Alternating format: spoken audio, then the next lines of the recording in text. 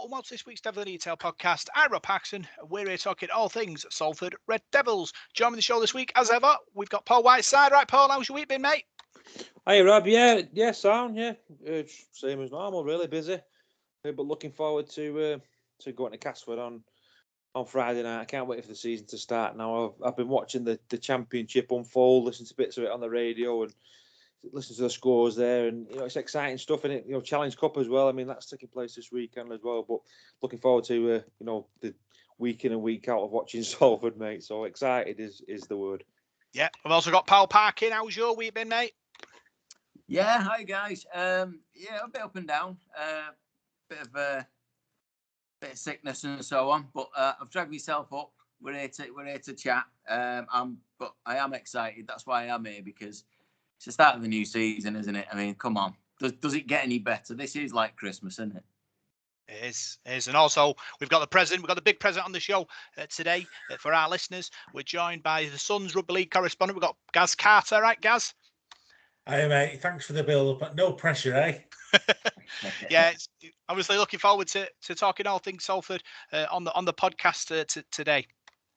Oh, definitely. I mean, it's an exciting year for the sport and for Salford in particular. So just ready to bring it on, really. See how it goes. Yeah, so we've got lots to go on the show. We've got all the big news coming out of the club this week. We're going to review the Warrington defeat last Friday, and then me and Gaz are going to have a preview of the Super League season, and then we're going to look forward to the Castleford game on Friday night. So what we'll do, we'll start off with the big news coming out of the club this week.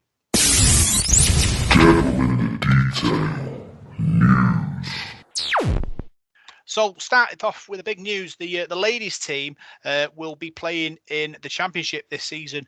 Gaz, it's great. Obviously, the ladies team have this ability to be able to play it in the championship level, and it's good for the club too. It's a real step forward for the club, and also the way the club is pitching it as well, like equal footing with the men in. Even just changing the main page on the Twitter profile has made a huge impact, and it gives the ladies involved a real big sort of impetus and confidence that they belong to Salford Rugby League Club. Yeah, I think it's really good. Obviously, Parky, that the ladies are able to play in week out rugby league, and obviously I was doing a little bit of research. There's lots of teams in that sort of division last season, the likes of Lee Miners and Barrow and Widnes and Stanley and Alton Raiders, Hull FC, Halifax and Keith. Obviously, we don't know who's in the championship this season yet, but it's going to be exciting. Yeah, very much so. I think it's good. And I mean, we were saying last week how many the strides that the club have made in the last couple of years in developing, obviously with not the first team, but everything beneath that. And this is a massive step. Even setting the team up to start with was a bold move, which could have fell flat on his face. No saying anyone's going to take you up on it. But no, it's rapid strides. It's gone so quickly. I mean, I thought this year would just be a year of maybe a few friendlies for them, getting a team together, finding facilities, and straight away back, into the championship. Fantastic. I mean, the girls look well up for it, and from what I've seen from their replies on Twitter, they're ready for it. They're really keen. I wouldn't stand in the way, certainly. And like Gaz just said there about the club's treatment of the whole thing, it's been magnificent. It does feel it's not just a gimmick. You know what I mean? It is the club. This is what we are. This is who we are, and this is the community club we wanted. When we moved to the AJ Bell, 10 years ago or whatever, it never transpired. This feels like it, and I'm delighted for him. I can't wait to see it, and hopefully, like you say, the rapid strides they made already.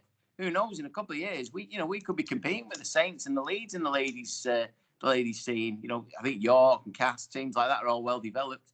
And we've got to start somewhere, and this is it. So it's a big year for us. Yeah, obviously Salford's community drive, Paul, is fantastic. Obviously, ladies involved. They've got a reserve side, they've got the academy side, the Sulfur Red Devils academy side, got college teams as well. It's fantastic. The club are embracing the community. Yeah, it certainly is. I got a bit of a surprise on Friday when we went to Warrington, and I saw the team. And I thought, blimey, I've not really heard of any of these lads. And I couldn't believe it when they all came out. I thought, where they all come from?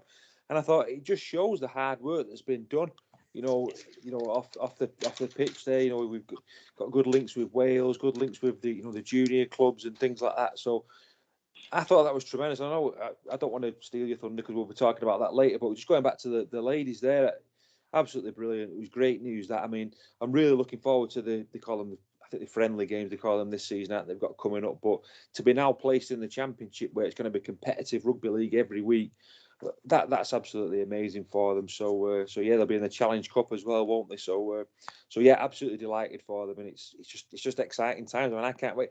I'm just disappointed because I think the next game for the ladies is on the same day we play Toulouse, isn't it? So I'm not going to be able to go to that one, but no, the games after that, hopefully be able to get to them and do a bit of coverage, bit of reporting on them as well. So looking forward to it. Gaz, have you seen obviously the ladies' game grow sort of nationally? Are people interested in it? Do you feel outside the bubble?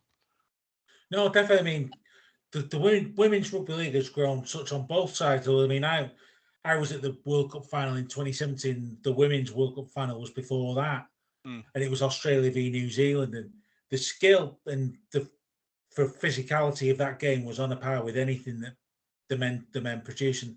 I watched the first game against Swinton before the men's friendly game, and again, the skill and the physicality and the commitment, which are the basics of a rugby league team, are all there.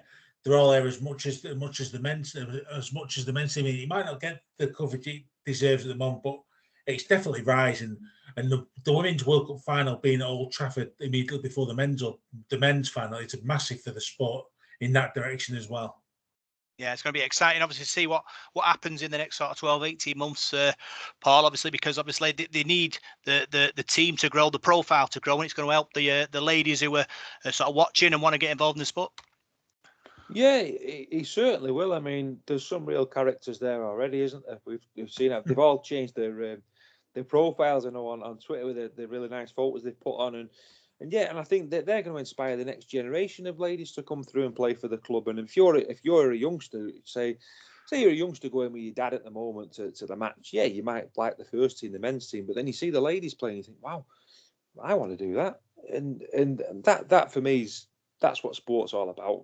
I mean, it's a great news story, and I'm really excited by it. I'm really excited about what's going on at the club at the moment. I said to you guys recently, we're in the press now with good news stories, and there's a real feel good factor around the club at the moment, a real excitement around the club. I mean, I'm not saying we're going to go and win the Super League or we're going to go and win the Grand Final and the League Leaders Shield, but I think we're going to compete and have a really exciting season, and to me that's what it's all about.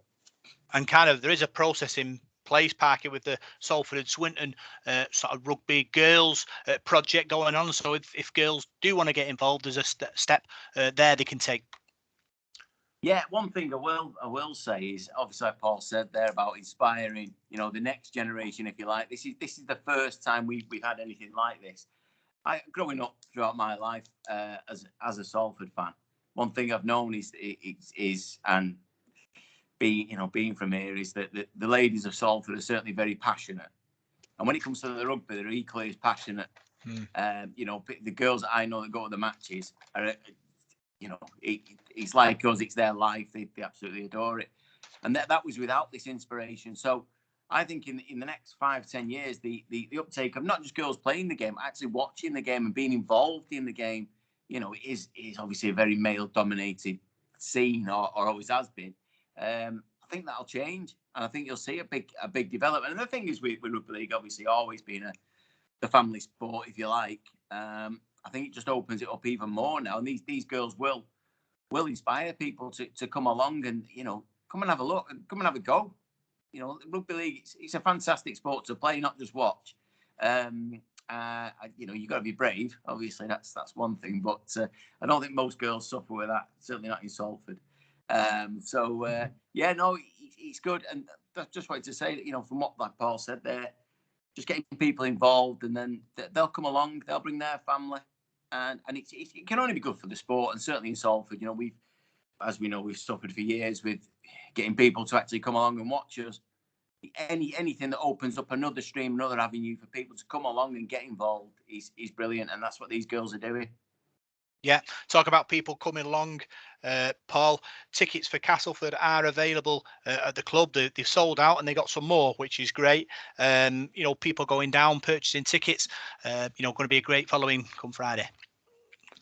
It certainly is, yeah. And like we said, I know Castleford have sort of marketed the game, haven't they? And sold, I think they said 8,500, 9,000 tickets. So, I mean, we just mentioned before, didn't we? It's an old ground, Castleford, but you always get a terrific atmosphere there, don't you? I enjoy going there. I'd much prefer to go there on a Sunday afternoon than a Friday night, but I think it's going to be a special atmosphere. I think Salford are going to take a big following as well. And I think if you had 4,000 or 5,000 in Weldon Road, it'd be good. But you're talking like 9,000 in there. It's going to be absolutely buzzing on Friday night. First game of the season. And what you get first game of the season is, I know it sounds daft, and simple, but everybody starts on 0 points, don't they? So the start of the season, you've all got the same goal, haven't you? To win as many games as you can. Everybody's got a chance of getting into the playoffs, getting to the grand final, I suppose. And that might sound a bit far-fetched, but look what we did a few years ago. If you can get on that roll and stay clear of injuries and things work out, things go well for you, who knows what could happen. So I wouldn't like to predict now where Salford are going to finish next season. I've got, to be honest with you, I've no idea.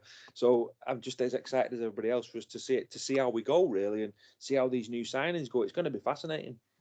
Yeah, Ticket Office Park is open 10-4, late night Thursday 1 till 8. So chance for fans to get down there before the big kickoff. Yeah, I'm glad you've told me they got more tickets. I obviously have not been great over the last 7 days, so it was a bit 50-50 what to do. Obviously, I don't think I've never missed an opening day, and I've not missed many games in the last 40 odd years. But I was feeling that rough. But the decision's been made in my own head. I'm going anyway. Oh. So I'll be online in a bit, ordering my ticket. Definitely. But yeah, like Paul said, I mean, going to Weldon Road at any time of year, I was going to say it's a bear pit, it's a tiger pit, if you like. But it is a proper rugby league ground, isn't it? Very much sort of reminiscent of the Willows in many ways, except if it rains, you get wet. But it'll be a fantastic atmosphere. They'll make it very, very tough. And Lee Radford and his team will make it very, very tough. But I think it's a great opening day game. I think there's so many unknowns in this. It's not like the last few years we've played Saints as first up, and not even the most optimistic Salford fan has gone to them games thinking we're going to turn these over today on the opening day of the season. You can go to Cass and it can go either way.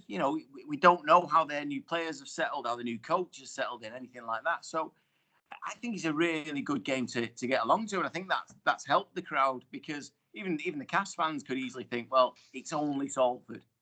You know what I mean? Why are we bothering? But yeah, no, it'd be a great atmosphere, and I'm looking forward to it now. It's certainly perked me up. Gaz, there's your headline for Friday. Parky fit for Cass.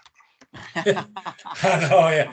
Overcoming illness and injury, probably. Yeah. But no, I mean, like you said. I mean, I said it before. It's a battle of the unknowns, really, Cass Salford, isn't it? I mean, sort of sad news has come to us this week. Paul, an ex-player, Tony Colby, passed away. Our thoughts are with his friends and family at this time. Sort of tell us all about him. Tony Colby, yeah, he's a player that he's funny. He's probably not one of the most famous players, or the one that would come off people's sort of tongues when you talk about like that team of the 70s. But I remember being a kid, and my dad always used to have a bit of a joke with me, and he'd ream the team off to me when we were having he'd like, and Tony Colby was one of the ones he always used to mention. It was always Charlton. What was it? No, he used to say Charlton, Richards, Colby, Watkins. He'll have a go at me now, I'll forget it wrong, but he was always one of them. And I remember him. He had this like wooden pencil case. I think I put it on Facebook before, and really old school 1960s one. And he wrote all the names of the players on, and Tony Colby's on it. And I've got it in my drawer at home. I've kept it. I won't get rid of it. And Tony Colby was a Cumbrian lad, signed for Salford about 1970. Made his debut in October 1970. If you actually look at his try record, he scored 41 in 88 for Salford. And real sort of clever player, plenty of pace. My dad always used to say to me though, he had this funny running style where he'd do like a change of pace, with his legs. But it's similar to what Martin Fire used to do, a bit of a goose step, that sort of thing. So yeah, he's a player that my dad remembers fondly, and 41 tries in 88 games is is a real good return. And I think after he finished at Salford, I think he went back to Cumbria and finished his career at Barrow in the sort of mid-70s. So yeah, sad news that's reached us. So another player gone. Yeah. Let's talk about the other news. Sulfur Red Devils Supporters Trust. Paul had a meeting, an EGM last night. You went. Obviously, was it a good meeting? Yeah, it was. I had a chat with Paul King and Paul Roller. We asked them about the season, and everybody was really excited for it. Andy Ackers and Ryan Brierley were on as well. And Ryan Brierley, I mean, he's like a kid in a sweet shop. It's funny, really. He's absolutely buzzing for the start of the season, and can't wait to see him play. Andy Ackers, another guy as well. He was quite serious. Andy was sort of saying he's really switched on for this season. He's changed a few things in his sort of personal life and who he hangs about with and stuff like that. And how he's ready now. And I sort of said to him, well, it's a World Cup year. Is that something you're aiming for? And the way he answered the question was like, yeah, I really want that. So that was, he was really switched on for it and really focused and ready. I mean, after I'd spoken to him, I said to him, God, I feel like getting in the car now and driving to Castleford. I'm that fired up because he just seemed really, really keyed up for the game. So, yeah, Paul Roller's the same, really excited for it. And Paul King as well. We had a chat about, the future of where the club's going to be. And I won't like to say, but it's looking like Moor Lane, isn't it? And things like that. So there's exciting things around the corner, I think, for the club. The Supporters Trust, I don't know the ins and outs of all the finances, but I know they raise an awful lot of money for the club, don't they? And help out. And hopefully there'll be some good things coming out in 2022. It's difficult with COVID. They've not been able to have as many sort of nights out and players' nights and things like that. But I think perhaps in 2022 we'll be able to do some more things like that. So yeah, it was good.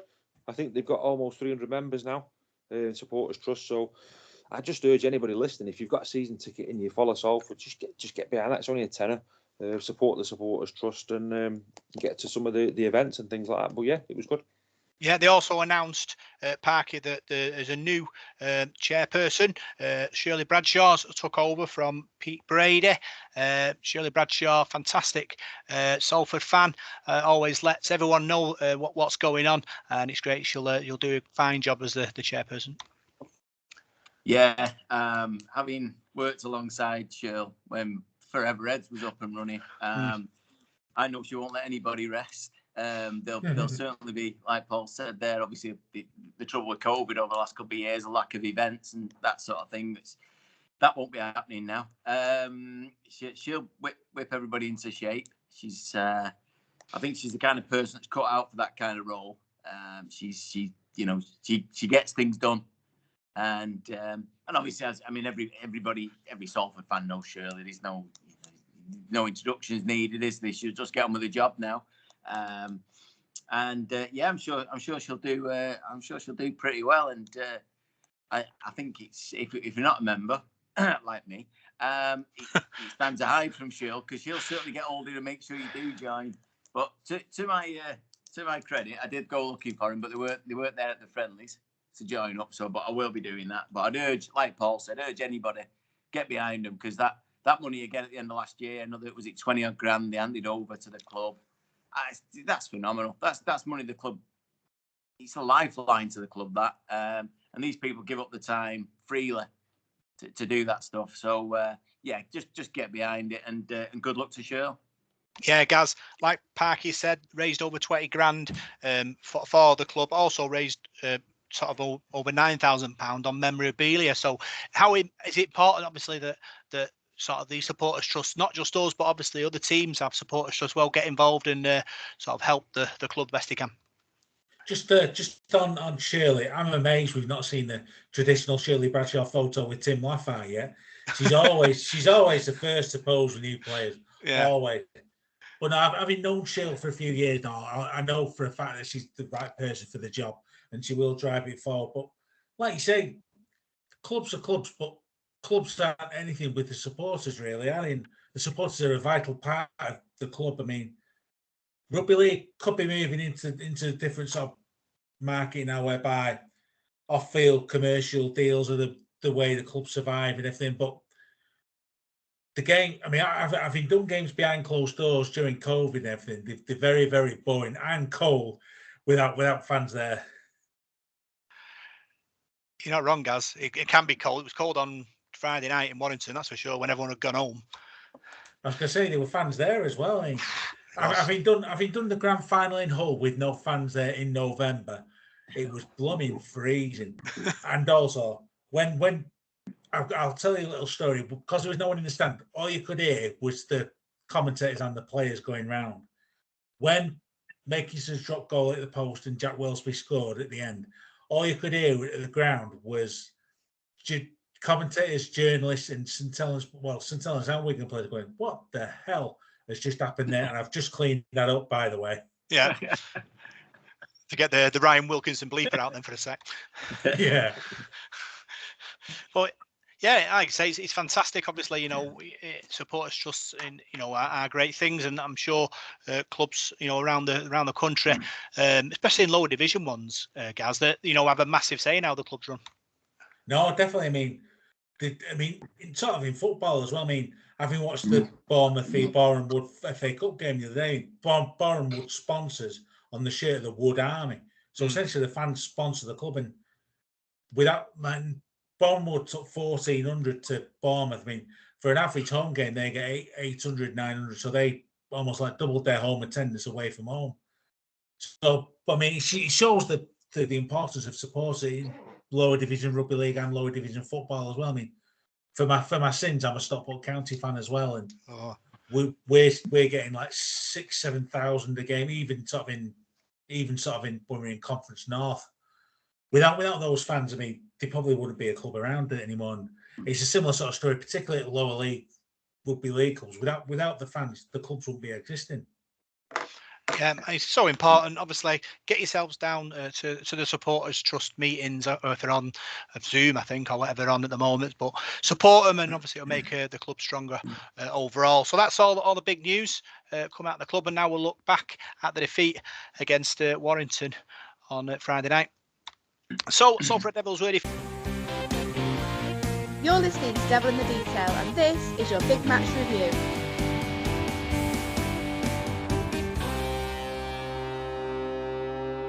Beated 30 points to 14. Paul, what did you make of it? What did you make of the performance? I was impressed, really. I thought Warrington came out like an house on fire, really, and they've got some impressive youngsters. I mean, the two Toulouse brothers, I mean, they look like they've been playing for an awful long time. And I know the lad called Ellis Longstaff as well. I think some of these lads have played at Super League level before and have got experience. I remember the names and what have you. So it was going to be a tough test against them. And I know we played a couple of first teamers early doors. And there wasn't a lot in it in that first half. But what impressed me the most was when a lot of the first teamers went off in that second half. We had a lot of the young lads on. And there was a point there in that second half where we were the better side. We got back to 16-14, I think, and it was anybody's game then. So that was holding our own then. That made me feel really proud. And I know Warrington then scored, I think they scored 3 tries in 10 minutes or so and ran away with the game. But 30 points to 14 there against a really, really good academy, really good, sort of Warrington second string. I thought for the first game for the reserves, really. I mean, I know we played a couple of games a few years ago under Ian Watson, didn't we? But no, I thought it was a great effort, particularly to see likes of Alex Davison come back. I remember when he made his first debut at Salford, and I had to look at him twice. I remember him playing against Ulcar in 2011. He came on for Ryan Boyle, I think, who went off, and we won that game, the Willows. And I thought, that's the same guy. And then I did a bit of reading about him the next day and then realised it was. So that's a great story as well. And just going to some of the other youngsters, Jack Stevens again. I think he's a cracking player, really is. He's only small, but probably going to fill out over the next few years. But what a pair of hands he's got. And no, really proud. I thought it was a good display. And credit to Warrington as well. They've got some terrific young players, and they've obviously got a good academy there. And some of those lads are going to have a big influence for Warrington this season. So yeah, it's an enjoyable night and a cold night, as you say. Yeah, big thanks for Luke and Alex Davison to be able to give us some information regarding some of these lads. Also did a bit of digging on the old internet as well. And there was some talent there for me, Paul. Joseph Brady, one of the try scorers, he's an England Lion, so he knows where the line is, and players like that who are playing at a good level, might get an opportunity for late down the line. Let's hope so. Yeah, I mean, they didn't look out of place. Some of those lads, I thought they did really well. That game was played at a real good standard, real high intensity as well. A really enjoyable match, and that would be great if some of those players can perhaps break into the first team later on in the year. I mean, I'm not saying they will do. You don't know. It's a big gulf, isn't it? But why not? Why not? So it's great that we've got that in place now. We've got that reserve team in place, and you do need that. I think you need that. You need some sort of a pathway. I think we've still got little building blocks missing because we didn't get that academy given to the license given to us. But we've got things in place there, and I think that's credit to the club for doing that and the people working hard behind the scenes. Yeah, I think fullback Callum Green was impressive as well.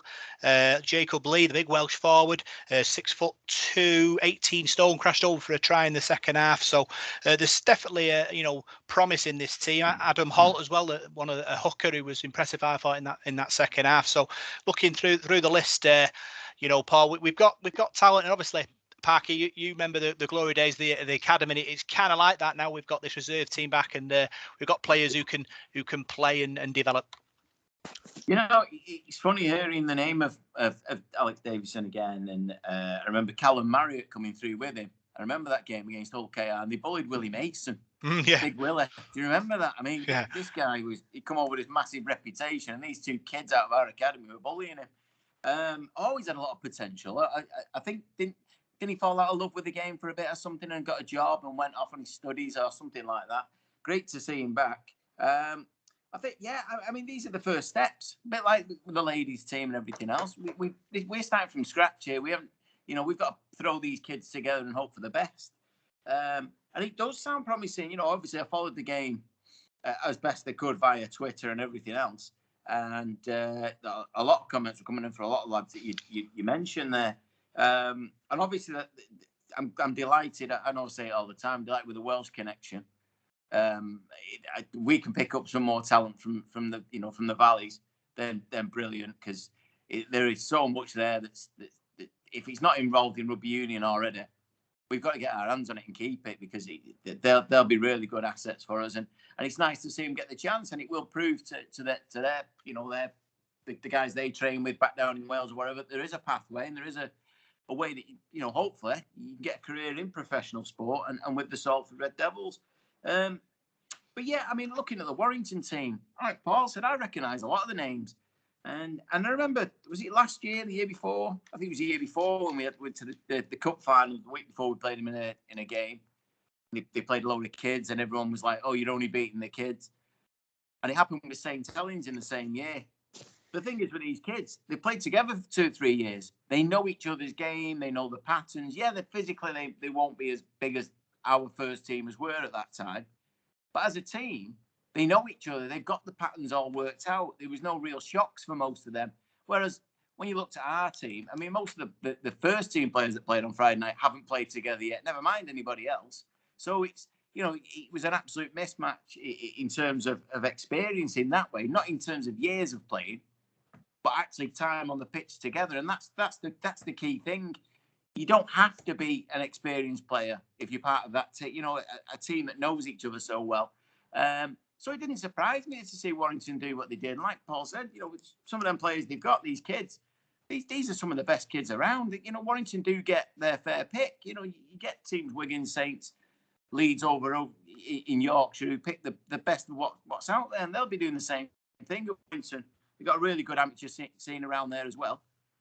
So encouraging, really, for these lads who are getting the first proper run out as a team, to put up that kind of effort. So yeah, we can only be happy with that, and as long as all of them, got a decent run out and didn't pick up too many injuries or anything like that, then onwards and upwards.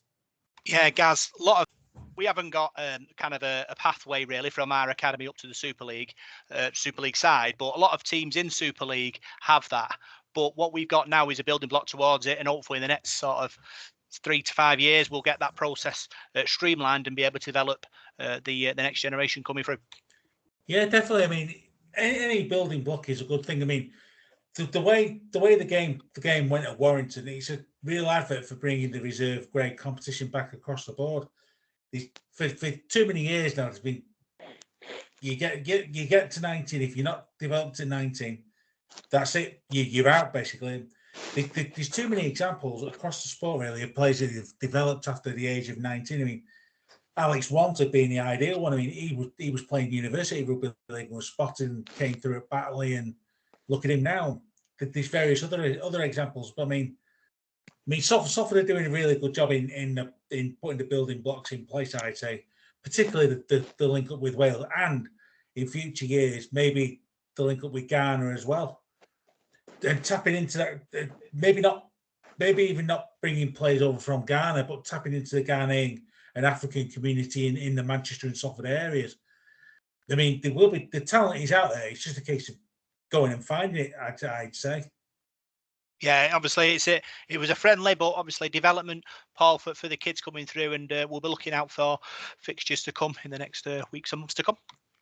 Yeah, I didn't go away from the game too disappointed with the score. Obviously, what win matches, don't you? But I came away from it really sort of warmed by it, really, and proud that they'd put that side out. So it's exciting times, like you say. It's building blocks now, and we've got a reserve campaign this season, haven't we? So hopefully those players, like Parky said, can play together every week now, and that's what you want, and getting to know each other, and getting games under the belts, and then we'll see where it goes from there. But it's exciting now. We've got to keep that now. We've got to keep that reserve team now, and I think things like the supporters' trust and stuff like that is going to help fund that. We're not awash with money at Salford, so if we've got initiatives like that can help fund the reserves, I think that's all good. Yeah, so that's the end of our Warrington review, and now we're going to look forward to the start of the Super League season and have a look at what the competition is for Sulfur Red Devils. Yeah, so Super League starts this weekend. Gaz, are you looking forward to it? It's going to be exciting. Yeah, there's quite a strange sort of feeling going around the rugby league circles at the minute, and that's one of optimism. We're not quite used to looking forward to things, are we? But the way Super League sort of built up with the team sort of strengthening across the board, really, as well, it bodes well for the competition. I mean, it's going to be a long year, come what may, with the World Cup at the end of the year anyway, but that's a real focus for the club side. The club sides have bought players that bring the most out of the players they've got now, and the clubs will improve across the board, I think, really. Plus, this added element of the second French team. I mean, no one quite knows how Toulouse are going to do, what Toulouse are going to do. I don't think Toulouse quite know what they're going to do, but it sort of all adds that element of intrigue, doesn't it, into the mix for Super League season. But the main thing for me is that there's greater strength in depth across the board at Super League. Like previously, you'd say, oh, they're going to be top 4. They're going to be 5 to 8. They're going to be 9 to 12. But now you can't really predict where many teams are going to finish with it. I'll probably say 7 or 8 teams where you could say could be up there. Which all adds to. I mean, the great thing is before the start of the season is people guessing who's going to finish where. Now, I mean, I do predictions for my main season preview for the paper. I mean, I could be horribly wrong, but I have been before and will be again, no doubt. But it's one of the things of it. The worst thing you can.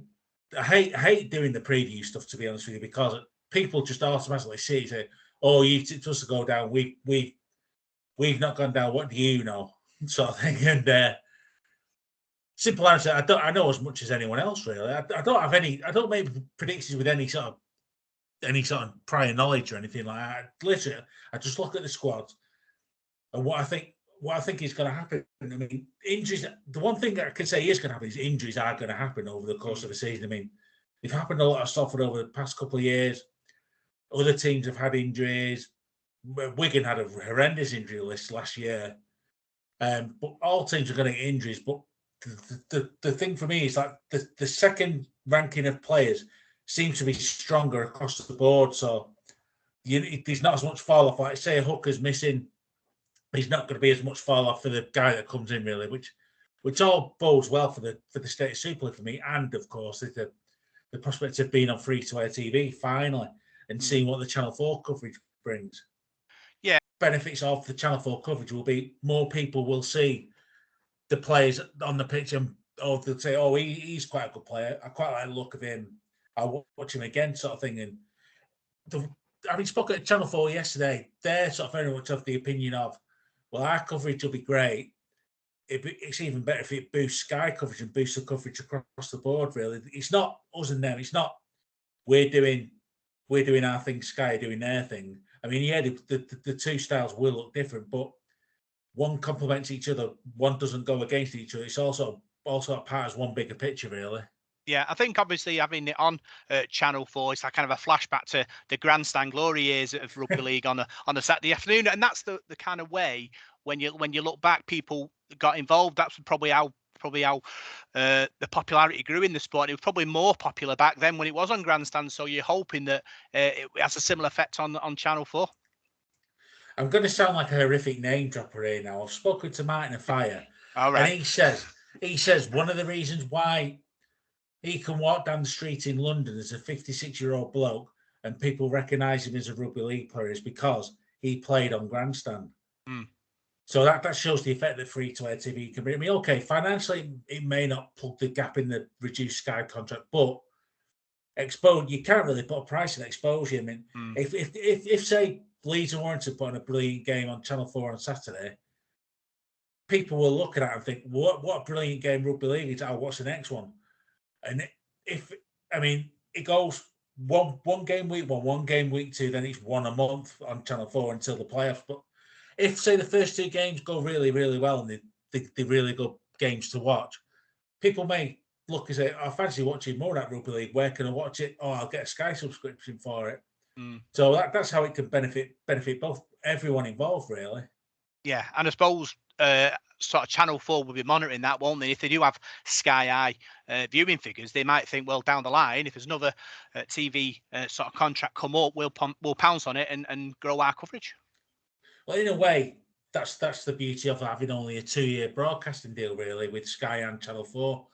I asked the head of sport at Channel 4 if he had any sort of viewing figure targets in mind or anything like that. He said he does, but he doesn't really have Sky High targets in mind, if you know what I mean. Obviously, they will be higher than the Sky figures now because more people can access Channel 4. But as long as they're of a good enough figure that he's happy with, he'll sort of look at Super League as a worthwhile exercise, really, and we'll look at either repeating it or expanding it in future, which is a good thing for the game.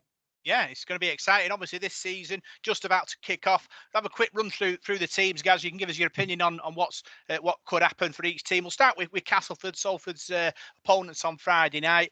New coach Lee Radford's in. What do you think of that? Do you think he's going to be able to put his stamp on that team? He already has already, and he's brought in several faces that he worked with at Hull, like Joe Westerman and Mahe Fanua and Beretta Faraimo. But with Castleford, it's almost like it's a great unknown, isn't it? You've got a new coach just replaced a guy who was there for 8 years previously. What change in style will he bring? What changes will the new players bring? No one quite knows how Castleford will do until sort of 4 or 5 games in, when things have settled down and people are used to styles of play and things. I mean, I've spoken to a few people at Castleford. They certainly talk a good game. They're certainly confident that things will kick on. But again, we just never know until a month into. Even if, say, the first couple of games go really well for Castleford, you could just say, well, that's the new coach bounce. I mean, we've seen in football loads of times like a team gets a new manager, they win the next game. It could be a similar sort of thing for Castleford and Salford, really. I mean, Castleford v Salford, it is the battle of the great unknowns, isn't it? It is, and obviously I think with Castleford, they've been kind of playoff side constantly towards the top of the table anyway for a few years. Obviously, Darryl Powell was there for, was it 7 years? You said, could this be like a sort of a Y junction for them? They could go either way at this point, because obviously they had a successful, 7 seasons really. Could this be a moment where they drop off possibly? Again, no one really knows. I mean, injuries will play a big part at Castleford because they suffered as much as anyone with the whole COVID thing. I think he had 2 or 3 different outbreaks at different times, and they ended up literally playing the kids at one stage, didn't they, with Jason Gary playing on the wing. So will Castleford kick on or not? I mean, it's a big question, isn't it? I mean, if you ask Lee Radford, he'll say yeah, definitely. Yeah. And I'm not going to argue with Lee Radford anytime soon. He'll come find you on Friday, Gaz. He knows where I am anyway, I think. Let's look at Catalan Dragons, Super League runners-up last season. Great campaign. Really sort of growing as a club. Some great players, and promoting the sport in France as well. It's really a good story, really, for rugby league. They were undoubtedly the story of last season with how they did on the pitch and off the pitch as well. I mean, off the pitch, certainly, they're feeling the benefits of last season's run on the pitch. The sponsorship's higher than ever. Mm-hmm. They've got more bigger companies looking to get involved. They've got a TV deal in France as well, because it's just their TV deal at the moment, not Toulouse is. I mean, Catalan have always been a success story off the field. I think certainly at one stage, they, more than anyone, made more money than any other club off the field with sponsorship and merchandise and things like that. I mean, having been to Perpignan a few times, you only realise just how big and important they are to the area when you actually go. Because, I mean, Salford is big for Salford. Catalan Dragons is big for a region. Mm. You've got Perpignan, which is the main city, but you have lots of towns up around that, and then even crossing over the border into Spain, going out towards Barcelona. The impact is there. I mean, the impact of the cup final was undoubted, because I covered the game at the Nou Camp Stadium against Wigan. So you sat there in the Nou Camp thinking, if Catalan hadn't won the cup in 2018, this wouldn't have happened. So again, but I mean, you look towards this season. Yes, they've lost James Maloney, but they brought in Mitchell Pearce and Tyrone May and Dylan Napper in the pack and everything. If anything, Catalan are stronger this year than they were last year. Yeah. And the young French kids that made such an impact, like Mathieu Leguer and people like that, they'll be a year older as well. Obviously with Catalan, many moves when they did start in Super League, they had kind of exemption for a few years where they didn't come down. Do you think that helped? Obviously, because they had a few seasons towards the bottom, and that they weren't relegated to where they are now. Well, it helped establish them as a Super League club. I mean, what's the point of parachuting someone into Super League when they could go down the year after? Yeah, you're parachuting someone into Super League. Say, right, you've got an immediate relegation scrap now. So it gave Catalan 3 years to shed some roots. And I was a big fan of the old licensing regime, whereby any new team that came up had 3 years to build the play. I mean, you look at the amount of young players that came through during that time, because clubs knew they were secure enough to be able to play them. So nowadays, I mean, promotion and relegation is a staple of British sport, isn't it? Whether it should be in rugby league is a different question. Yeah, it is obviously. I think it had a massive effect. It gave them a chance to kind of organise themselves and bring the right players in, and the proof's in the pudding now that they're in some Super League grand finals, towards the top of the table. They've got a great fan base. It's a club going forward, really. So I think Super League should be looking back at that decision, moving forward to Toulouse. And obviously we'll talk about Toulouse in a little while. But we'll go to Huddersfield now, and Ian Watson, Salford's ex-coach, been there a couple of years at Huddersfield now. Is it the time for him to take Huddersfield to the next level, do you think? When I spoke to Watto the other week at Huddersfield's press day, I actually asked him a question. I said, is this now Ian Watson's Huddersfield rather than a Huddersfield side coached by Ian Watson? He's got his players in. He's brought players on. I mean, Will Price has been a brilliant development for Super League and the Huddersfield club and everything. But Watto's got his players in now, players that will play the style of play he wants to play. So essentially, this year's all on him, really. He can't really use an excuse of, well, they're not my players, they're getting used to my style of play. He's had that set in an period now. So they've got to perform for me, Huddersfield. Yeah. They've got the likes of Will Price, who's come in. He's going to be a superstar in the future, I think. Definitely. The thing about Will Price as well is he's so level-headed as well. I mean, doing well at Super League for one season has really not gone to his head. I mean, he's going to switch positions up. He's going to play fullback this year. So, I mean, he knows that he's not done anything in the game yet. I mean, he impressed for England nights against Jamaica at the end of the season. His undoubted quality at standoff was shown several times last year. I mean, the change of position, will that suit him? Will it not suit him? Again, we just don't know. But it's a big year for Huddersfield for me. Yeah, it's going to be interesting to see. Obviously, with Ian Watson going to Huddersfield, thinking obviously wanted a bigger club to be able to sort of move on his career and compete at the top level. So it will be interesting to see what happens this season at Huddersfield. Moving to Hull FC now. Luke Gale's come in. Mark Sneed's gone out. What do you make of that decision? Has Luke Gale got another season or two in him to take Hull to glory? Oh yeah, Luke Gale's definitely got another season in, but likewise, Mark Sneed's got another season or two in him. If he'd have stayed at Hull, would he have been much change in quality? Really, I don't think he would have been. The thing with Hull FC is they've always talked big and delivered little. Now's the time to deliver big for them as well. Yeah, really. I mean, every time you talk about which coach is going to be first to be sacked, always, no matter who it is, Hull FC's coach is always top of the list. Yeah, but that's pressure of being the Hull FC coach, because obviously there's a demand in it if you're Hull FC, because obviously you've got OKR, so you've got that derby, and then also they're a big name in rugby league, and they should be competing in grand finals, Challenge Cup finals, really. They should be competing. They've got the names to compete, likes of like Josh Reynolds and people like that coming through. They've signed Kane Evans as well, although he's banned for the first 3 games of the season anyway. They're not afraid of signing the big names, the names that should propel them to the top. But I don't know what it is about Hull FC. They just never seem to put it all together, really. They've only reached the grand final once, and they should be reaching grand final certainly every 2 or 3 years. I think Hull FC should be at a grand final for the size of club they are. Yeah, I suppose you're right there, Gaz. And obviously, I think is it Chairman Adam Pearson has come out recently and said that obviously they're a bit disappointed with season ticket sales, things like that, which is a problem really, because obviously they need the money coming in to fund these big stars.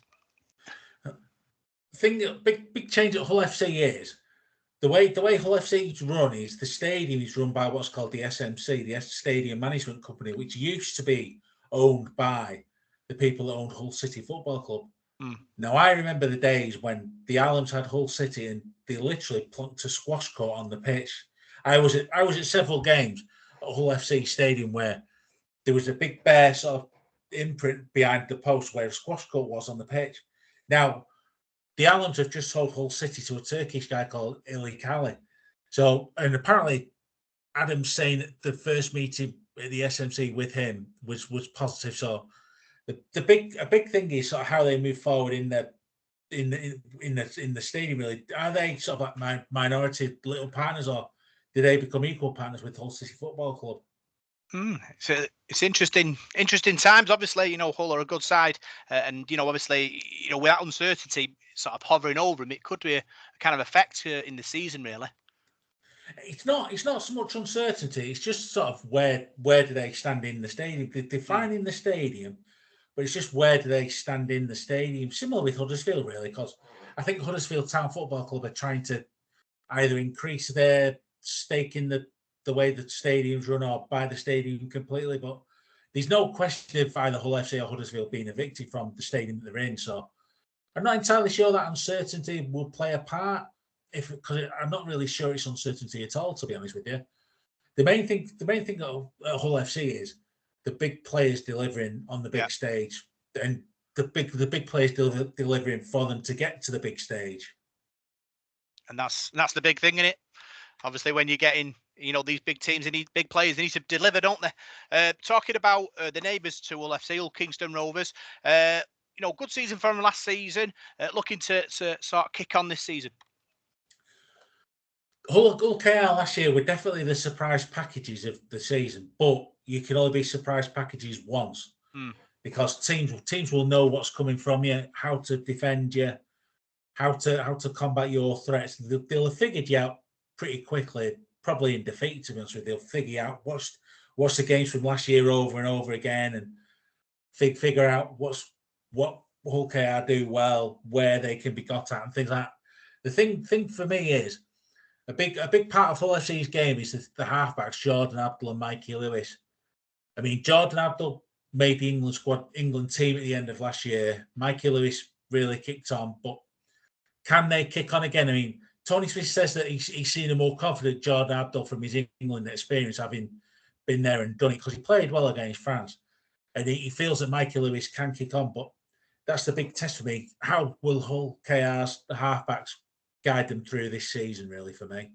Yeah. And obviously, like you say, when you're in the playoffs one season, it's backing up, like you said before. I remember Salford, we got in the playoffs, I think it was 2006, and then went down the year after. So it is difficult to kind of, keeping that momentum. Like you said, teams get wise to you. And I suppose it's about changing the style enough to keep you moving in the right direction. But I think the signing of Lackley and Coote might do that at full Kingston Road. Well, Tony's made a real sort of point of bringing in the likes of Lackley and Coote, and also Ryan Hall's still there, and Corbin Sims as well.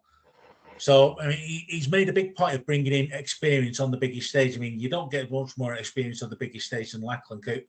And also, Lachlan Coote, his influence will keep heads calmer under pressure, if you know what I mean, because it will have been under pressure. I mean, St. Helens did a bloody good impression of not looking under pressure, but Saints would have been under pressure over the past 3 years. And Lachlan Coote will know that experience of being under pressure. Yeah. And that's what makes big players playing under big pressure. Because if you're under pressure, you can perform. That takes you to that next level, doesn't it? It certainly does that, yeah. I mean, particularly with finals, there's a saying that's said a lot. You have to lose one to win one. It's almost like you learn how to play in finals, and like England in the World Cup as well. I mean, you can't get any closer than winning the World Cup than the last final. 6-0 against Australia. Callum Watkins an ankle tap away from the levelling try. What would have happened then? But again, it's that winning the finals. These winning games, these winning big games, and these winning finals. And the very, very best players know how to win finals. Yeah. Salford's lost 2 in the last sort of 3-5 years, so we'll be all right next time it comes round, hopefully. Got to get to one first. Well, this is true. Hopefully this year, Gaz, hopefully. Cross your fingers. Let's talk Leeds Rhinos. Spent a lot of money. Brought in Adam Caesar, brought in Blake Austin. Got some good youngsters at Leeds as well. Could this be the season they get back to the very top? I think Leeds will make real progress this year because, I mean, you say they spent big money, but they've also shed big money in Conrad Hurrell going to St. Helens as well, because Hurrell was on big money at St. Helens. The main thing for me is they've got the likes of Caesar and Austin and Fussy Tour. I think Fussy Tour will be a brilliant player for him because I've seen him play for Tonga. He's one of them players. He runs very quickly, but doesn't look like he runs very quickly, if you know what I mean. Yeah. He'll also jump higher than any player in Super League. Right. He's 6'5" and jumps his height, if you know what I mean. Wow. But the big thing for Leeds is the homegrown talent they've got underneath that, like Nikolai Aletsky and Ash Handley and Harry Newman as well, and things like that. I mean, I'm really looking forward to seeing how Harry Newman goes this year. So it's like they've got the top line talent. It's like what I was saying before. They've got the top line talent that can help them win the big games. They've also got the homegrown talent that can help them win the more regulation games. So I think Leeds will make real progress this year, to be honest with you. Yeah, let's move on to St. Helens now. Current champions, the team to beat. Could be another year of the same. How do you improve a team that's won the title 3 years running? Yeah, that's the question Christian Wolff's got to do. But to be honest with you, I think Christian Wolff has improved them with the signings that he's made. I mean, Will Hopper-White is a really good player. We'll see a much different Conrad Hurrell this year as well. And also, it's meant to be James Roby's final year. If it is, they've signed a bloody good understudy in Joey Lussick, haven't they? I mean, the theory is that Christian Wolff's told James Roby and Joey Lussick they'll split the minutes between them. But knowing James Roby, that means Roby will play 78 minutes and Joey will play 2. And James Roby will still make 3 million tackles a game. Yeah. It sounds predictable, but personally, I can see Saints making it 4 in a row this year. I mean, they've lost the likes of Theo, but Louis Stodd's really come through and developed. He's similar to Leeds. They've got the homegrown talent below the top line players that can help them win the big games, but also for St. Helens, that talent below the big names has experience of winning finals. So they've got everything they need really to make it 4 in a row. I personally think they will make it 4 in a row. There will be the team to beat, definitely in the Super League. Let's move on to Toulouse, the new boys in the Super League. How do you think they're going to fare, Gaz? I don't think Toulouse know how they're going to fare to us. I don't think they're quite sure. I don't think they're quite sure who's going to play for him. I mean, Jonathan Ford left because of he wouldn't have the vaccine. Mark Corella, we all thought he was going to leave. Now all of a sudden, it looks like he's going to play at least a couple of games at the start of the season. They've got Tony Zigo as well, who he's brilliant one day, awful the next.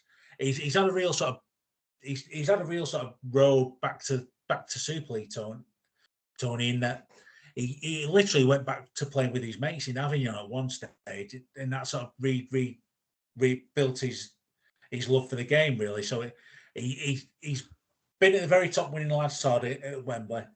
He's been at the very bottom playing with his mates for Avignon in amateur rugby, and now he's back in Toulouse. He knows that he's got to take every chance he can get. Also, as well as Tony, they've got a solid Super League quality base I think, in Toulouse. Like I said, Mitch Garber and Joe Bretherton and people like and Harrison Hansen as well. And they've got Dom Pereira. They've got an experienced quality Super League quality lineup that should keep them up. Should. Is it important for the Super League that they do stay up? Because obviously with Catalan, they had that exemption, and that was that they were able to grow. With Toulouse, they don't have that exemption, so it's kind of do or die in it for them. Is it do or die for the sport as well?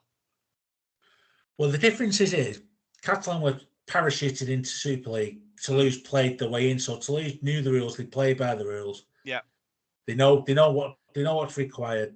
They've been around for a few years now. So personally, I think it's big if Toulouse stay up, because Toulouse is at the moment France's fourth biggest city. It's soon to be its third biggest city, I think, given how it's going. And just having that presence in another area in France, in a city that's recognisable all around France, is big for the game. Because I mean, as nice a place as Perpignan is, it is in broad terms in France, it is a tiny little place tucked away in the corner. Whereas Toulouse is a major city, really, and having that presence in Toulouse. And also having the fans turn out in Toulouse, because let's face it, Toulouse Olympic Rugby League Club still has a lot of making up to get anywhere near as big as Toulouse Rugby Union Club, anywhere near. Because Toulouse Rugby Union Club is one of, if not the best and biggest team in Europe. Right. So they've got a lot to do to make up the ground, but they've got a good relationship with the Rugby Union Club. They share the same ground. They talk of developing that ground again.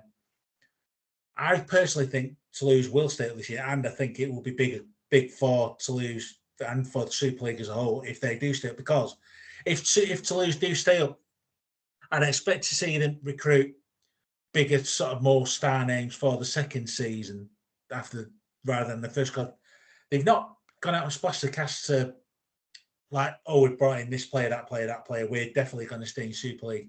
They've not really gambled financially for this 1 year, just in case it doesn't work out and they do go down. But if they do stay up for a second year, I think you'll see perhaps the purse strings loosened a little bit more. It's going to be an important, obviously, season for them and the sport. And, we'll have to wait and see, guys. Like you said, we don't really know how it's going to play out. I think with Super League, it's kind of the intense level week in, week out. And if they can sort of deal with that, then they might cause a few surprises. Well, I also think that the intensity level in Super League is going to get higher this year as well. In that there's more. Like, the teams at the bottom are better than the teams at the bottom in previous seasons. Like, yeah, in previous seasons, you can say, "Oh, well, they're going to finish bottom.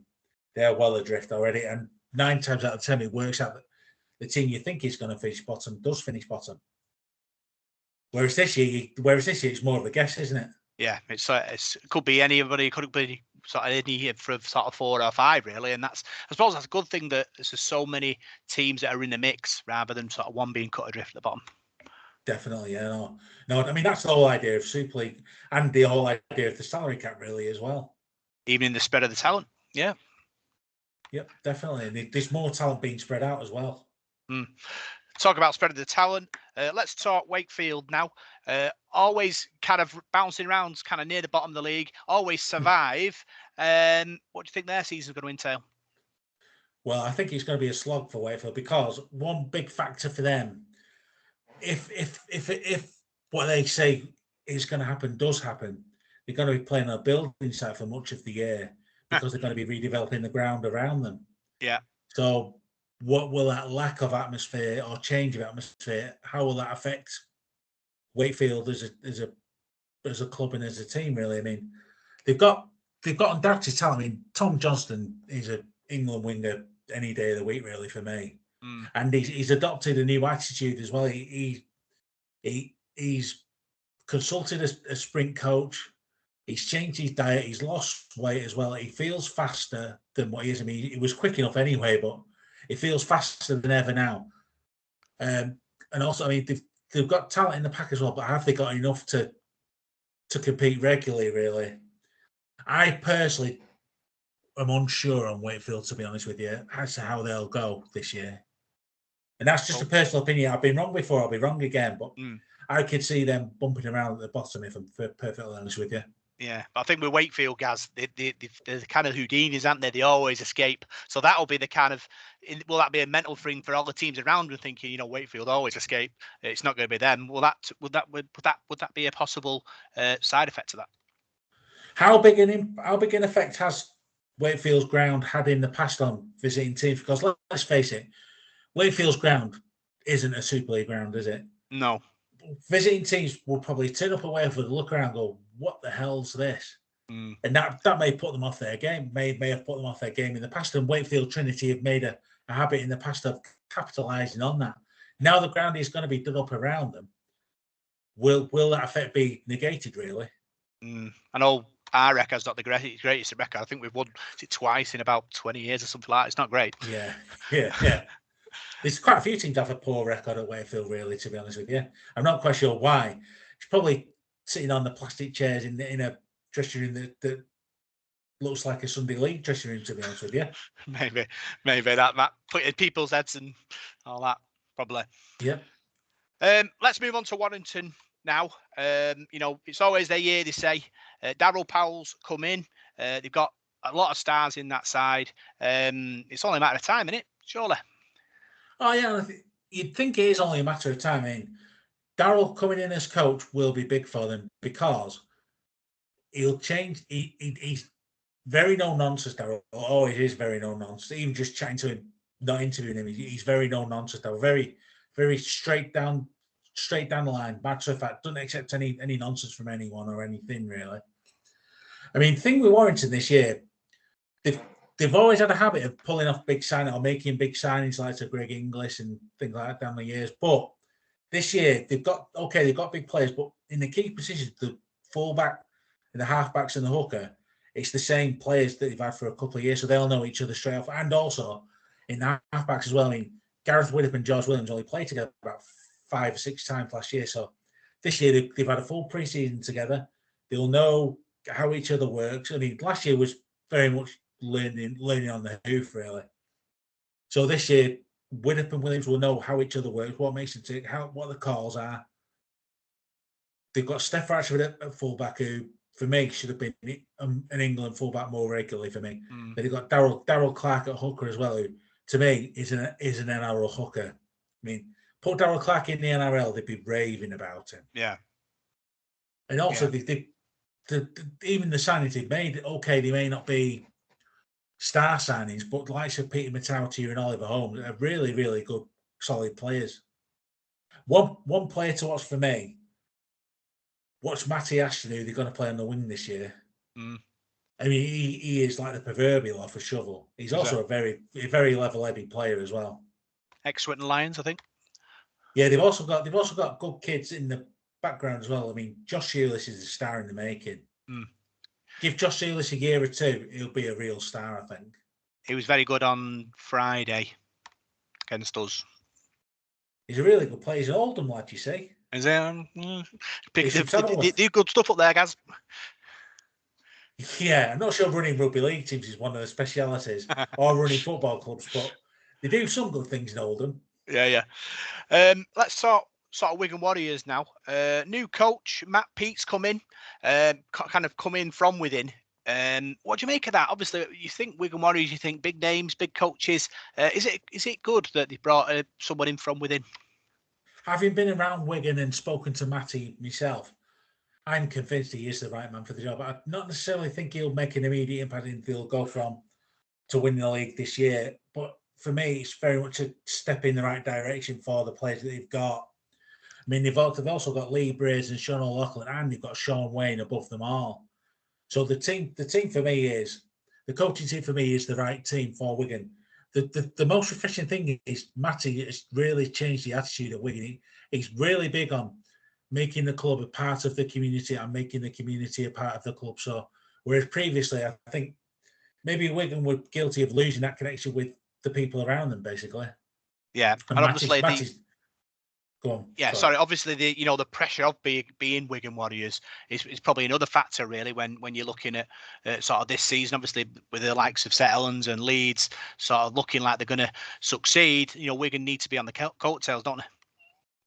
I do think you might not necessarily see Wigan progress in the table, but I do think they will make progress in terms of the way they play, and also I think Wigan is almost like a project, really. Like it's not going to make an immediate impact, although we might do now. I've just said that, but 2 or 3 years' time, I think you'll see the real results of bringing Matty Peake through the ranks, and also the Lee Braze and Sean O'Loughlin, and also Sean Wayne. I mean, Wayne's very much hands off. He's not involved in any of the coaching or selection at all. But if he spots something that the coaches aren't doing or are missing, perhaps he's not afraid to tell them, and they're more than happy to sort of take advice from a man who has been there, seen it, and done it several times over.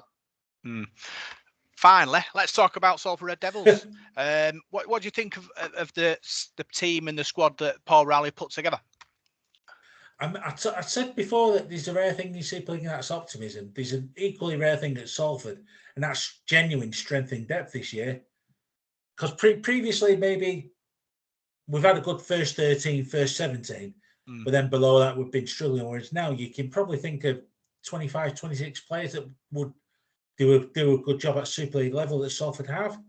I mean, keep everyone fit, which is the big question. I mean, they'll have a backline and halfback combination as good as anyone, really.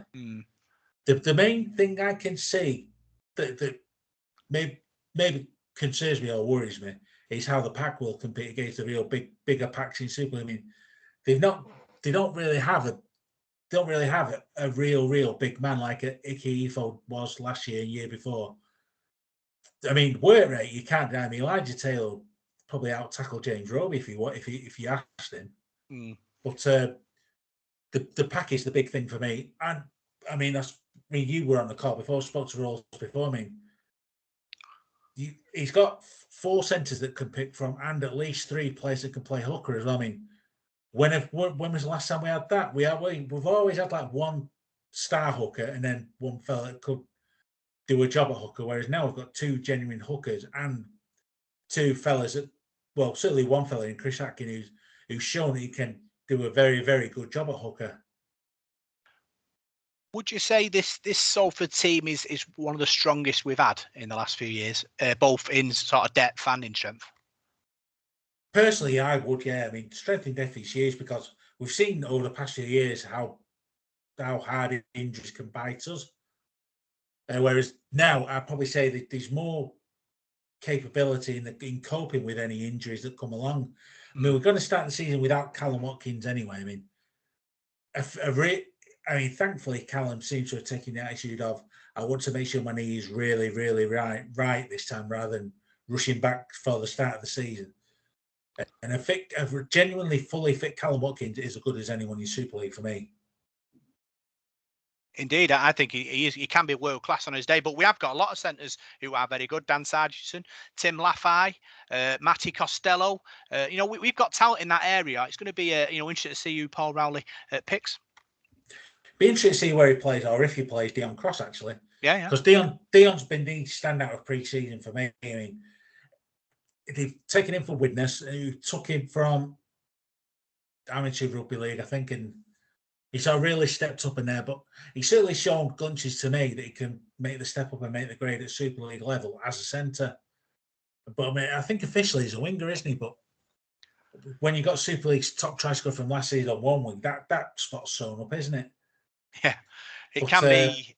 Yeah, I suppose with the way, obviously, the squad, they've got sort of depth everywhere, and like you said before, that the forwards, aren't as big as we're used to, but with the way Paul Raleigh wants to play and the kind of the style he wants to sort of portray it at Salford, he might not need big forwards to do that. No, definitely not. I mean, I think it'd be interesting. It's almost as if Salford's pack now is more suited to the 6 again rule.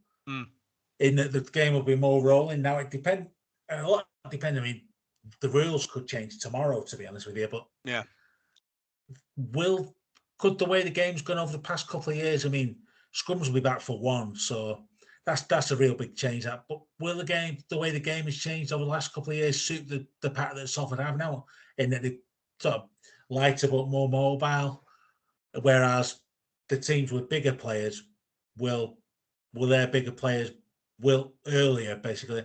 Although Alex Walmsley defies that pretty much every week. Done well, basically. No, he don't know the meaning of the word will. Obviously, this season is really important for Salford. Obviously, the move to Moor Lane kind of looms large. How important is it that Salford start well, with that coming on the future?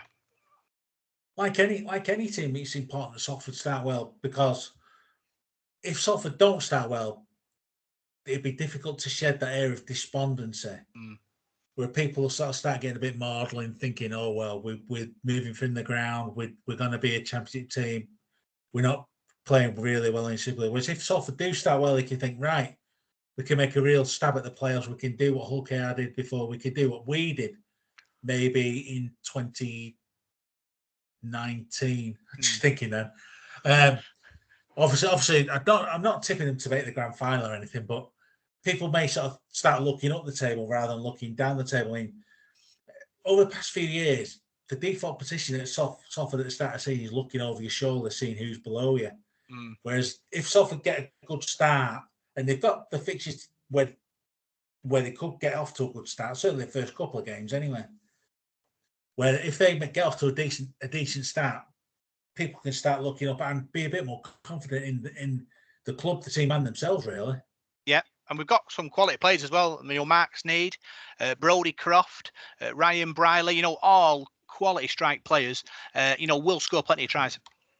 Oh, definitely. Yeah. I mean, having seen Brodie and Mark Sneed in the pre-season games, it's pretty clear to me that Mark takes a controlling role and Brodie is the runner, for want of a better phrase. Whereas, and it's almost like previously, like the way Rob Louis and Jackson Hastings worked in the past. Rob controlled it. Jackson did the running. The biggest similarity I've seen between Brodie and Jackson is, well, two. A, they're both Australian, and B, Brodie's not afraid of switching sides of the field either. And Jackson often switched sides of the field, often ended up with both halfbacks on the same side of the field. Brodie's not afraid to do that either, which I think is a big sort of part of the way Salford will play this year. Yeah, it's going to be exciting. Obviously, all the fans will be hopefully turn up at the AJ Bell Stadium. City will get behind them, and it could be a really good season for us. Well, that's again, you've just hit on one of the main points, really. The City getting behind them and turning up at the AJ Bell Stadium. I personally think this is a year where Salford fans have to start back in the team. Really. I mean, obviously, results will determine whether they turn up or not. But for me, I think it's as big a year for Salford's fans as it is for Salford's players, to be honest with you. And it's going to be an exciting year following Super League, Gaz, for the Sun. It's always an exciting year. I mean, I'm always asked every year, are you ready for the start of the season? I don't think I'm ever ready for the start of any season, to be honest with you, because it just doesn't stop. Like pre-season, it's like you have to churn out your news articles and speak to new players and new signings and things like that. Then the season comes along. And it's almost like, right, okay. The only added thing is the matches to cover, really. Which means Thursday. How does that go? Is it difficult to cover so many matches? It is at the start of the season when it's freezing, yeah. Yeah. I tell you what, Warrington on Friday, oh man, thought I was hypothermic. I felt it was that cold. The two coldest games I've ever been at. I mean, the season opener the other year, St Helens Wigan was -2. Right. But I remember doing a game at Salford once at the Willows, and I got there, and I think it was like 2 or 3 inches of snow still on the pitch. I think and the game was still played. Was it? I'm trying to think. Was it Wigan we played that day? 2006. It was. Was it Wigan we played that Wigan day? at home. I can't remember. You're walking in the game, walking in the ground, and you're thinking, you look to World Cup and you think, how the hell is this game still on? Who's actually refereeing it? Yeah, it was good. We had a good pitch back in the day in the Willows. You know, a bit of snow, just had like a big sort of carpet thing to keep it warm. You know, we did some good stuff with that pitch. I'll take your word for it. I've seen it in some states as well. I saw it in some states as well, to be honest with you. But that snow game was just like you just took one look at the ground. You're like, how is this game still on? Wow. And more important, why is this game still on? It's Super League rugby, it's summer rugby, Gaz. You know, snow doesn't happen very much these days. No, well, I've always come to some sort of a conclusion in that you can always tell what's on by the way the weather is.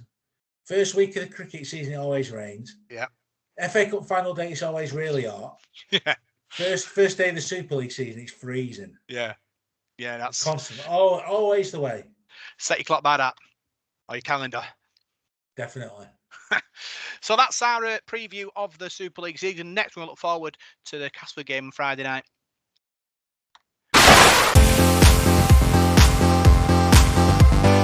It's time for the Devil of the Details Big Match Preview.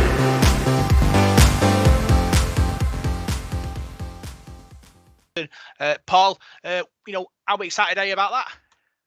Oh yeah, very excited, Rob. It's been a long time coming round, really, hasn't it? I mean, I know we've had the sort of pre-season matches and friendly games. I don't like to call them friendly. I always call them pre-season games, but this is different now. It feels a bit like going to the Lions Den, going to Cass. Got a new coach, so lots of new players. I've just heard today there's going to be they're looking for a sellout crowd. I think they've sold 8,500 tickets already, so it's going to be a cauldron atmosphere there. And we're going to have to be switched on. You know, there's going to be times in that game, I think, where we're going to get tested. Cats are going to throw the kitchen sink at us, and you've got to withstand and soak that pressure up. I think Paul Roll will be telling the players that, but it's a big test.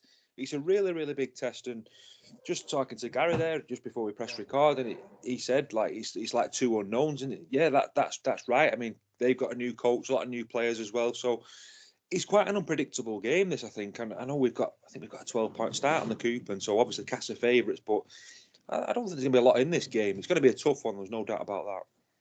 Yeah, obviously, Gaz, two new coaches at two teams. You know, it's going to be interesting to see who sort of blends and plays well first.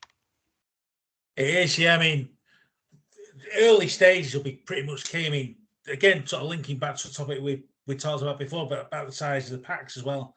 The big thing is, can Salford handle Liam Watts in the pack? Because we've seen over the past couple of years, Liam Watts is a quality prop forward. And then you throw in Paul McShane on the back of that as well. And also they've got Joe Westerman now as well, who will throw it about. Joe Westerman will play almost like a Mark Flanagan role, like not afraid to throw it around from the base of the pack, you know what I mean?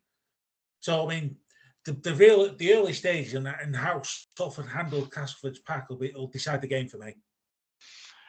It will be interesting to see what happens. Obviously, both sides, Paul, are looking for a good start, and it's going to be a fantastic occasion. Obviously, 8,000 plus down at sort of Weldon Road. It'll be a fantastic atmosphere. Yeah, I believe Salford have sold quite a few tickets as well. And yeah, just speaking of like experience of going to Cass before, I think the crowd play a big part, don't they? And if I was Paul Rowley, I'd be saying to the players, we need to keep them quiet.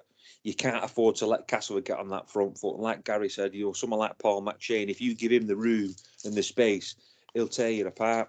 Liam Watts as well. So you've got to get amongst Castleford early doors and hopefully get an early score. What you can't afford to do is go 16 points down or concede a few early tries and your backs are against the wall straight away. So yeah, it's pivotal that we get a good start in this game and come out firing. And no, I can't wait for it. There's an awful lot of ex-Cass players in ex-Salford players in that Cass side as well. Niall Evans will be playing it, won't he, and one or two others. So there's an awful lot on this game. I'm really looking forward to seeing how we cope with it. You know, we've seen Ryan Brierley at fullback there in pre-season who's really impressed.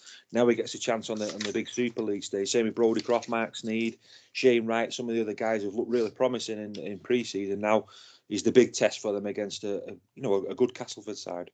Yeah, Paul, obviously 3 pre-season games have gone. Looking at the squad, any selection do you think is going to be kind of sort of ifs and buts about it? Who do you think's in for definite, and who could be sort of in or out? I'd say Sneed and Croft would probably be the halfbacks, I would have thought. You've got Chris Atkin there as well, who's a very, very good player. And he'll probably be on the bench, I would have thought. Very useful player is Chris, and probably be lucky not to be in the side because he's been impressive in pre-season as well. I would probably say Ryan Brierley's a shoe-in at full-back, the way he's played in the pre-season games. I've been very impressed with him. Not just the way he's played, but his attitude. He seems to be playing with a smile on his face, very energetic as well. So I think he's bringing a lot to the game. Just going off the 3 quarters, I wouldn't be surprised if Dion Cross gets in. He really impressed me in pre-season. I'm not so sure about the new guy whose name's just gone out of my head because I've had a busy day at work. What's he called? The new centre. Tim Laffey. That's him. Tim Laffey. Yeah. Tim Laffey. Yeah. It's been a long day. I'm not so sure whether he'll be in because he's not really had a lot of time with us, has he? So I don't know. I mean, I know Paul Rowley said Callum Watkins is still quite a long way off. So will Dan Sargentson slot in? Possibly. We've not seen him in pre-season though, have we? So it's a tough one. I'd say Shane Wright will be in there with Elijah Taylor in that back row. But other than that, I think there's an awful lot of selections that Paul Rowley has got a few irons in his fire, really, hasn't it? There's people there who he could pick. I wouldn't like to say really who he's going to go with, but yeah, I'm pretty sure it'll be a strong squad.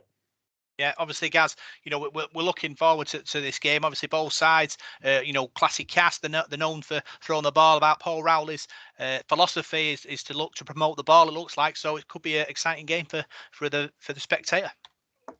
I feel a bit for Shane Wright and Brodie Croft. It'll be a case of, welcome to Super League. Here's the away dressing room at Castleford.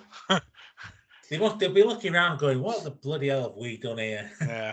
Well, yeah, I mean, like just before you start recording this, we're chatting about the team selection. I mean, who starts at prop? Will Akwola start with Funny Hour on the bench, or will Jack Armonroy get the nod as the other prop? And in the back row, will James Green partner Shane Wright with Elijah Taylor at 13? I mean, it makes a change to me actually wondering who's going to start in what position. I mean, if I was going to bet, I'd bet on it being a Dion Cross-Dan Sargentson centre partnership with CO and Burgess on the wings. I'd bet on that, really. I mean, and also a big factor will be the size of the pitch at Castleford as well. I mean, I remember when Adrian Lamb was in coach of Wigan, he used to alter Wigan's training pitch to the size of Castleford's because it's very, very different than the one they had.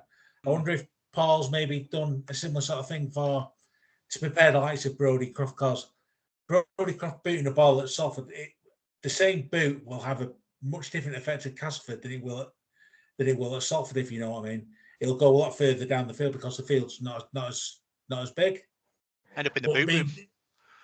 Yeah, in terms of the crowd, I mean, it's great that Castleford have sort of marketed it and getting 8,500 fans in, which it should be. I mean, I'd hope to think Salford would take at least 1,000, which would make 9,500. I mean, 9,500 in Castleford will A be a squeeze, and B would make for a really good atmosphere in a game that's not on TV.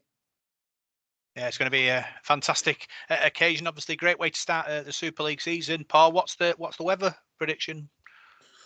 Me and my dad were chatting about this the other day. We were both saying it's going to be freezing there. It's going to be freezing cold. I think the weather's going to dip in it, the temperature. But looking at it, I think it's going to be dry on Friday, according to my phone. So I'd settle for that because, the supporters and behind the sticks there's no cover for the Salford fans at the old railway end. So I think if the rain spares them, I think, big coat will keep you warm, won't it? But it's going to be a cold night, I think. But what's more magical than that? An away match or any sort of rugby league match under the lights.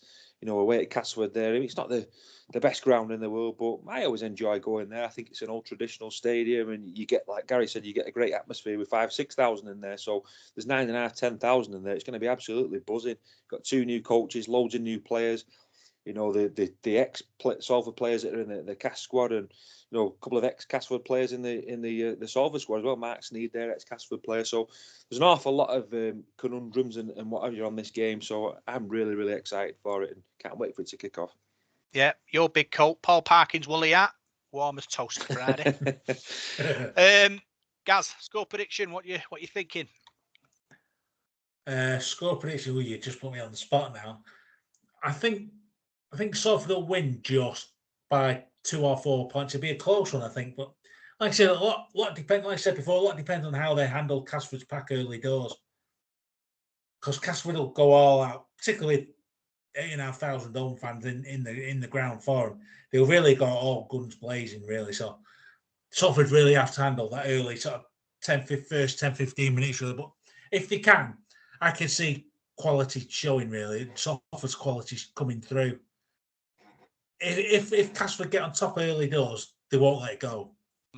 But I can see Salford holding on for the first 10-15 minutes just and then coming through towards the end to just nick it, I think.